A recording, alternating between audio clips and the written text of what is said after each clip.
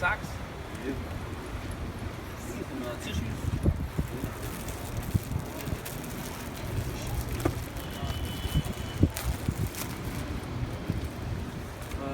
You need some hand sanitizer? I actually got a bunch of that. Yeah.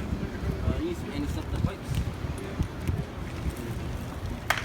Yeah. Some body spray? How about some deodorant? I got a bunch of that. Mouthwash? You need a bottle of water? And do you need some razor blades? And what's that? Yeah. Actually got the. Yeah. What do you need that for? I always feel like a little journal. Yeah. That's exactly why I bought it. Yeah. Actually, think about trying to write like a little book about being out here. Yeah.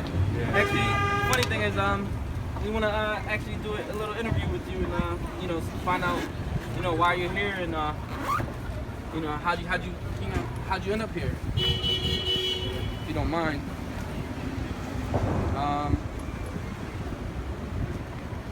Yeah, so how did you end up here? I was with the woman for 13 years. I had 2 kids with her. She was school nursery. And one day I came home, told me she was in love with another man. Just like that? Just like that. I loved her. We got along. We had sex on the regular. She was my best friend for my life with her. And it was like a bomb. My credit shots to the house, bank accounts, everything was in her name. I had a small business. 2 guys working for me doing construction. It happened on July 23rd. She was the week before she graduated school, become a nurse. I supported her for years. And then once you made it, I had to leave. I left. I went to a hotel. I was staying in a motel, trying to run the business out of there. Did that for like 2-3 months, and then didn't do it. Everyone started showing pool, truck, and then next thing I was out here.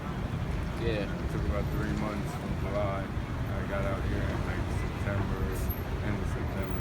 So for all the naysayers of homeless people are lazy, yada yada, what do you think prevents you the most from getting a job?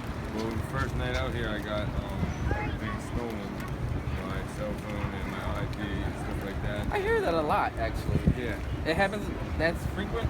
Yeah, I was all night. I went to the shelter with a couple suitcases, went to sleep thinking it was there, okay? And it was. I woke up in the morning, it was all gone, and people there were basically like, it's your responsibility. You sign the paper. So the employees have no responsibility for whatever happens to you. Apparently, you sign a paper. They don't really make that clear, but you sign a paper saying it's kind of on you. So if there's a fight or anything, they're not going to stop to break it up or anything like that. They may break it up, but that's about it. Yeah. Now you get kicked out, but you heard about the guy that just killed somebody over there at the shelter. No, I didn't hear that. Yeah, it was there. It happened about 3 weeks ago. There was a guy that I guess he came there drunk after curfew, so they wouldn't let him in. Yeah. And he went and got a gun, came back, shot 2 of them. This guy had a gun? Yeah, killed one of them. And critical condition. The other one, I'm sure he Man. I think the other one made it, but the one definitely died. So they're not great places. So the first step for you to get back on your feet is get your ID, identification, and all that. Right, and also need an address and not having a cell phone. I heard that too. You don't have a way for. If I apply for a job and I don't have a way for them to contact me after I apply, then it's typical.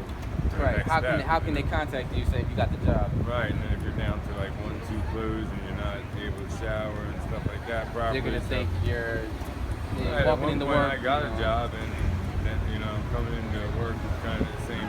There's like a 2-week. That's on Monday. There's a 2-week gap before I get paid. If I don't have any money to hold me for those 2 weeks and I can't panhandle. I've heard that before, that they can send you home for having body odor. At work. Yeah, absolutely. Even just the same clothes and not shaved right. Right. Depending on where you're working. The other thing is money. Like, I start working on Monday and don't get paid till 2 weeks from now. I need to have enough money to support myself for 2 weeks. Right, and that's the only way you make money is out here. Because I'm working. Right.